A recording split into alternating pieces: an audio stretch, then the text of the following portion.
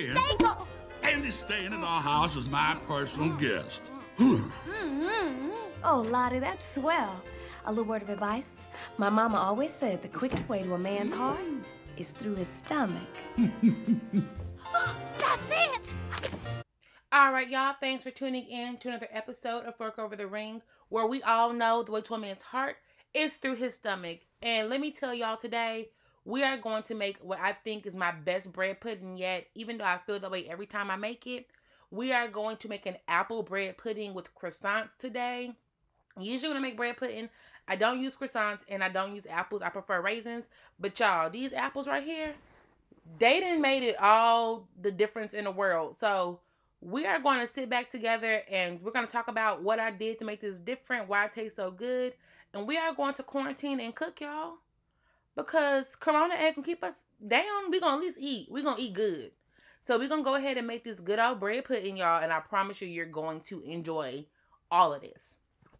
So to go ahead and get started, this time for my bread pudding, I am using croissants, brioche bread, and some French baguette. Usually I do not use croissants. I do always use the French baguette. I always use the brioche. But typically I use like some regular house bread or white bread, whatever I got left over.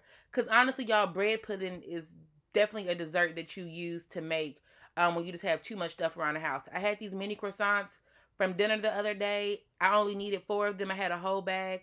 So I figured why not use them in my bread pudding. Now, one thing about bread pudding is it is a dessert where patience is key. But there are ways that you can kind of speed through some of these processes. So I let my bread sit out for 2 to 3 days first.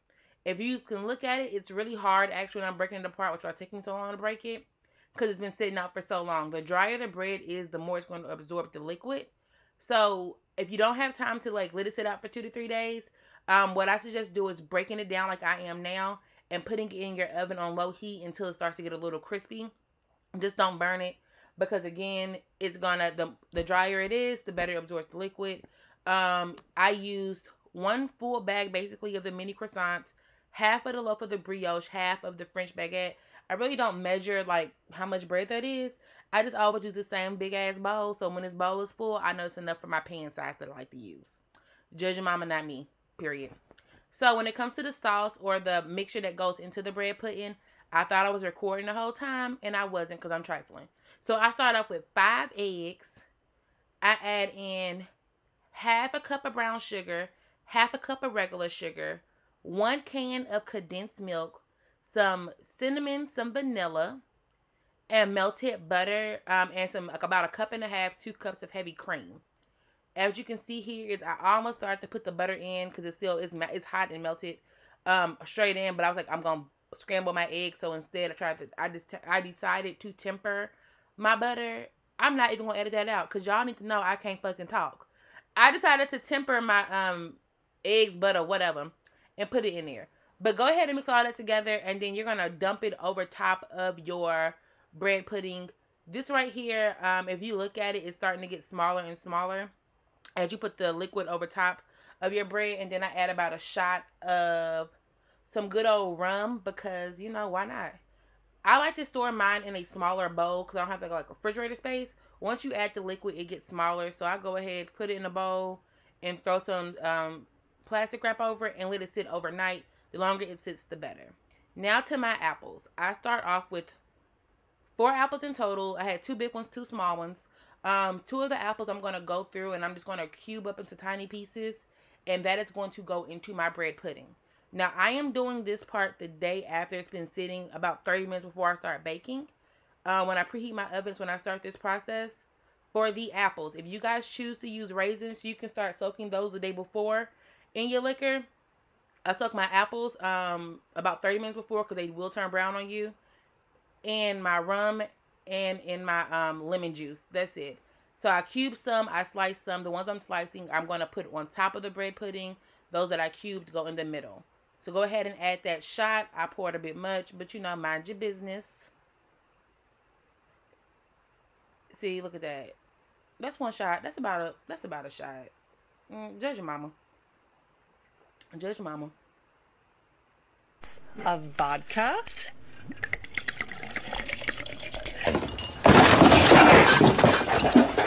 I don't know where I felt like I get a little drink around here, dude. All right, and after we do that, we're gonna take the apples. I separate them. When you do this originally, you can do it in 2 different bowls. I was trying to save fridge space and wash less dishes, because if y'all saw how many dishes I didn't wash so far during quarantine, you would think that I live for 30 people.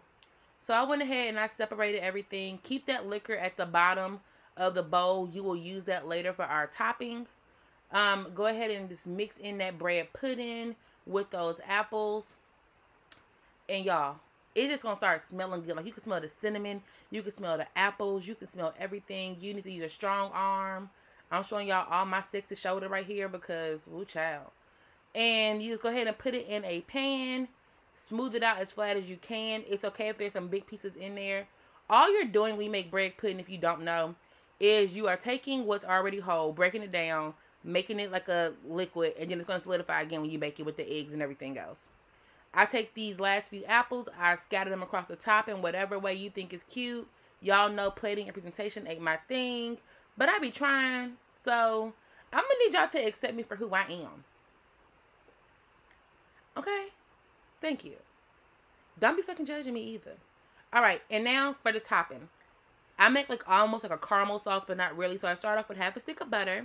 I add in 1 cup of brown sugar, 1 cup of powdered sugar, 1 cup of heavy cream, and I mix them all together with the liquor. There's a myth that liquor cooks out. It really don't. But, you know, y'all be alright.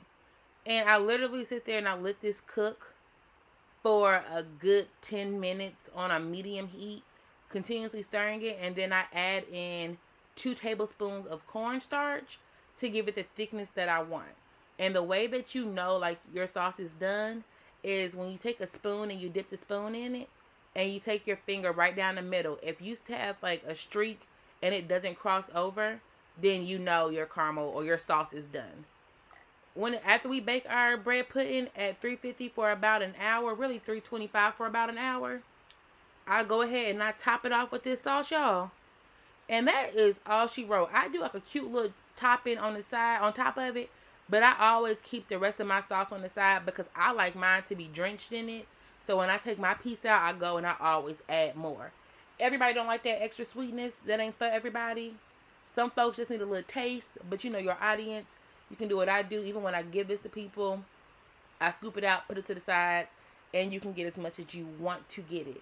Now, I'm going to tell y'all the trick to this. So, some people like to eat theirs with ice cream. Not me. That's not my thing. I like the corner pieces, like I like the corner pieces of the brownie. Well, it's all good, but the corner piece just, I be liking the corner. I add my extra caramel on top, like I said. Or sauce. It ain't really caramel, but it's like the base of caramel, so it might as well be. And then I like to use Cool Whip. I prefer extra creamy, but I ain't have that. But I give me some Cool Whip, and I scoop it on the side, and it gives you the same thing as ice cream, but better. Y'all, when I tell y'all this be so good, it be bomb. Okay? And that's it. We done. We Gucci. So, thank y'all so much for watching my quarantined video, because I haven't made one in 30 years. I want you guys to remember the way to a man's heart is through his stomach. And make sure you like, comment, share, subscribe. Ooh, this voiceover sounds like a little hood because I have been drinking, but Lord, we gonna make it. Thank you guys so much for watching. Bye.